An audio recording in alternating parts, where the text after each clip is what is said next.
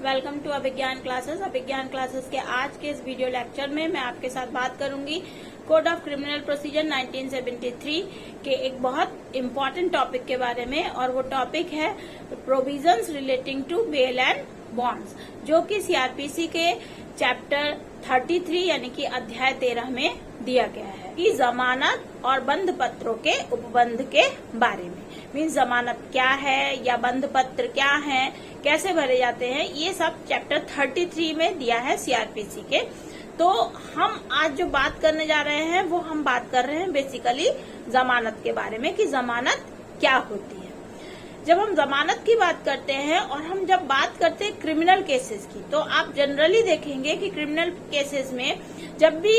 FIR लिखी गई, chargesheet आई, तो पुलिस तुरंत ही उठा के ले जाती है, पुलिस गिरफ्तार कर लेती है लोगों को जिनके अगेंस्ट एफआईआर है। तो हमें क्या दिखता है, फिर हम वो व्यक्ति या उसके परिवारजन जाते हैं किसी भी एडवोकेट के पास और वो क्या करते हैं, जमानत के लिए या बेल के लिए अप्लाई करते हैं लोअर कोर्ट में, सेशंस कोर्ट में, उसके बाद फिर आपके हाई कोर्ट में। तो आखिर जमानत है क्या, जमानत के उपबंध क्या है, जमानत क्यों जरूरी हो जाती है, क्या सीआरपीसी में जमानत कहीं पर डिफाइन की गई है या नहीं। बहुत सारे क्वेश्चंस हैं जिनके बारे में हम आज इस वीडियो लेक्चर में बात करेंगे।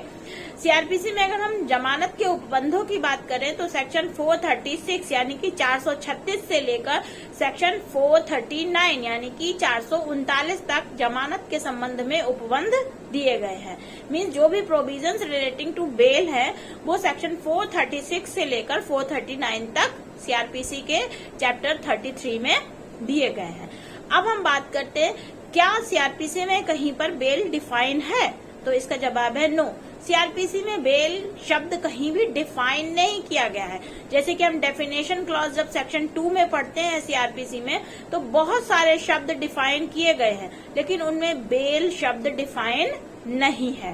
तब जब बेल शब्द डिफाइन नहीं है तो आखिर बेल है क्या, ये हमें जानना है। तो बेल क्या है, मैं आपको बताना चाहूंगी कि बेल एक तरीके से टेम्परेरी रिलीज है उस व्यक्ति का जिसके अगेंस्ट एफआईआर लिखी गई, जिसके अगेंस्ट चार्जशीट आई, तो उसे पुलिस ने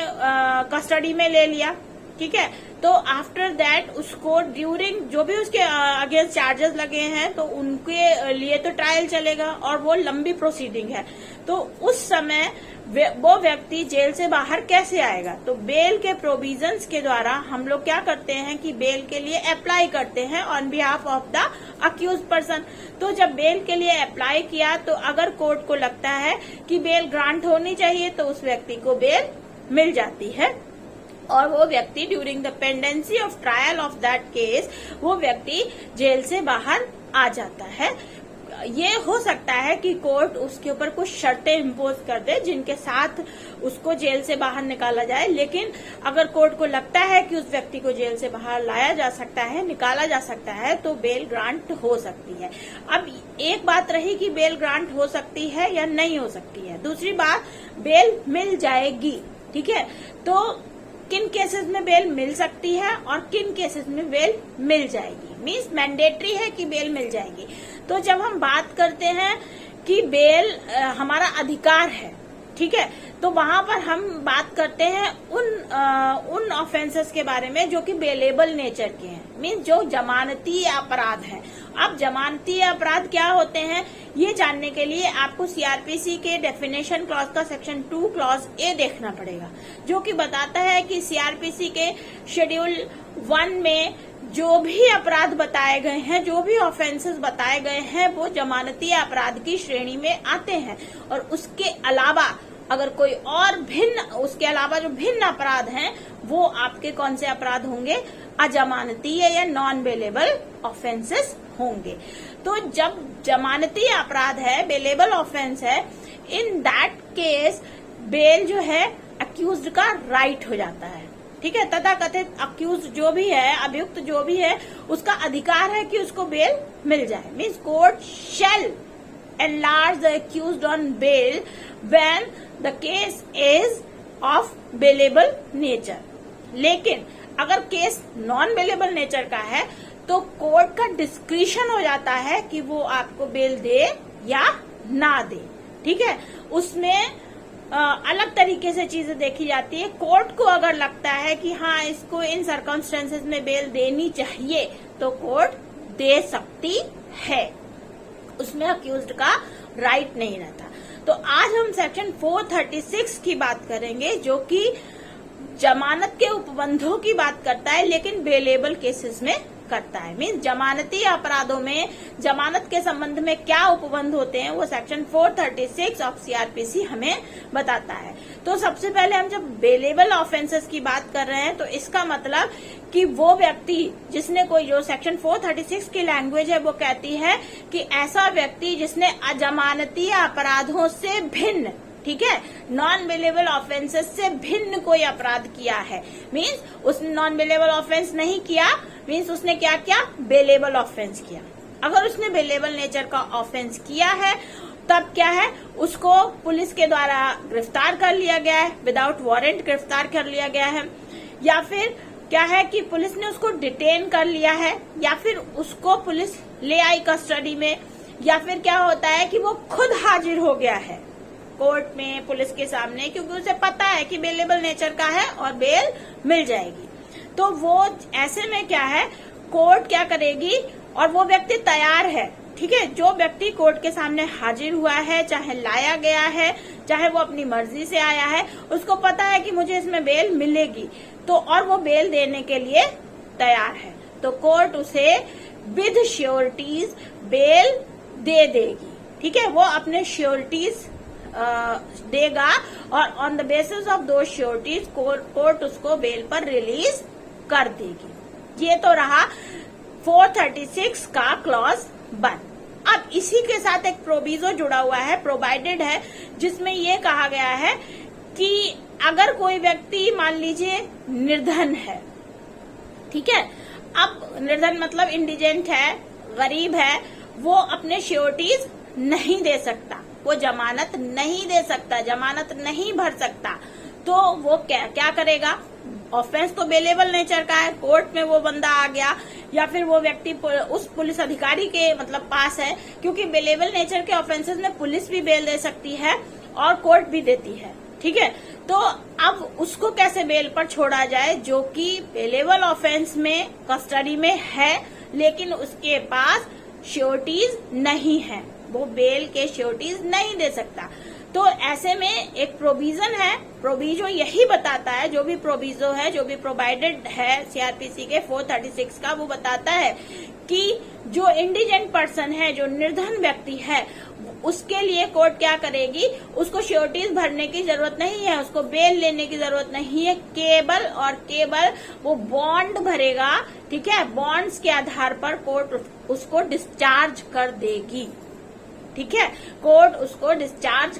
कर देती है उसके बॉन्ड भरने पर। कुछ शर्तें होती हैं कि भाई आप केस की प्रोसीडिंग में कोई बाधा नहीं डालेंगे, कोई साक्ष्यों के साथ छेड़छाड़ नहीं करेंगे, वो अलग चीज है, लेकिन वो केवल ये शर्त मतलब ये कर देगा कि हाँ बॉन्ड हो गए, विदाउट श्योरिटीज बॉन्ड भरेगा और उसको बेल दे देगी कोर्ट या अधिकारी जो भी है। अब बात आती है कि कैसे डिसाइड होगा कि कोई व्यक्ति निर्धन है, तो उसमें भी जो एक्सप्लेनेशन दिया है, एक्सप्लेनेशन का क्लॉज है सेक्शन 436 का, वो बताता है कि बेलेबल ऑफेंस के मामले में अगर कोई व्यक्ति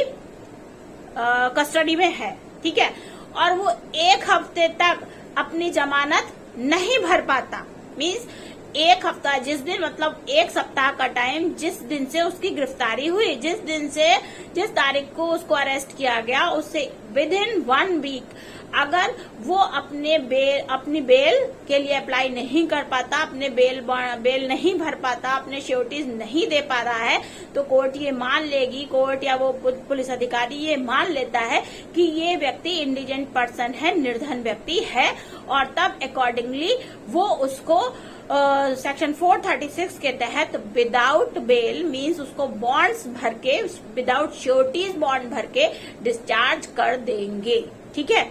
अब बात आती है कि ठीक है, विदाउट श्योरिटीज बॉन्ड भरे और उसको डिस्चार्ज कर दिया, लेकिन उसके बाद क्या है, मान लीजिए वो व्यक्ति जो आपका सेकंड क्लॉज है, सेकंड पॉइंट है सेक्शन 436 का, वो क्या कहता है कि मान लीजिए क्लॉज 1 के अकॉर्डिंग ठीक है, बेल हो गई, श्योरिटी के बिना भी हो गई या श्योरिटी के साथ हो गया, बेल मिल गई उस व्यक्ति को, वो जेल के बाहर आ गया। लेकिन क्या है कि वो टाइम से कि उसने जो भी बॉन्ड भरे गए, जो भी बेल के श्योरिटीज भरे गए, श्योरिटीज दिए गए, या विदाउट श्योरिटीज उसका जमानत हुआ, विदाउट श्योरिटीज बॉन्ड भर के उसको डिस्चार्ज किया गया, और उसमें वो व्यक्ति उसके बाद जो भी उसके ऊपर शर्तें लगाई गई, शर्तें इम्पोज की गई कि आपको भाई कोर्ट प्रोसीडिंग में सहयोग करना है। अब वो बंदा नहीं आ रहा, वो व्यक्ति टाइम से कोर्ट में नहीं आ रहा है, या जिस दिन उसको अपनी अटेंडेंस पुलिस स्टेशन पर देनी है वो नहीं दे रहा है। इन दैट सिचुएशन कोर्ट क्या करेगी, इन दैट सिचुएशन अगर किसी अन्य अफसर पर, मान लीजिए एक बार नहीं आएगा, 2 बार नहीं आएगा, कभी ना कभी किसी वजह से आएगा, अगर वो व्यक्ति तब आ जाता है तो कोर्ट उसकी जो भी बेल है उसको वो कर सकती है, मतलब उसको कैंसिल कर सकती है, उसको उसके साथ, मतलब तब ये नहीं होगा कि कोर्ट प्रेजुडिस कर रही है कि उसकी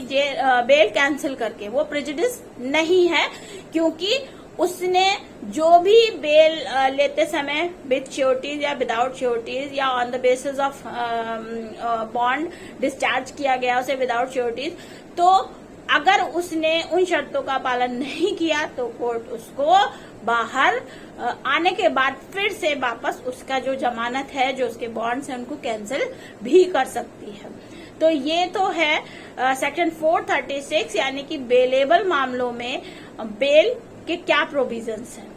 आई होप कि आपको आज का ये वीडियो पसंद आया होगा। अगर वीडियो पसंद आया हो तो वीडियो को लाइक कीजिए, चैनल को सब्सक्राइब कीजिए और ज्यादा से ज्यादा लोगों तक शेयर कीजिए, ताकि मैक्सिमम नंबर ऑफ जो भी स्टूडेंट हैं वो इन वीडियोस का लाभ उठा सकें और अपनी पढ़ाई को कंटिन्यू कर पाए। जल्दी एक नए वीडियो के साथ मिलती हूँ आपसे फिर से इसी चैनल पर। तब तक के लिए बाय बाय।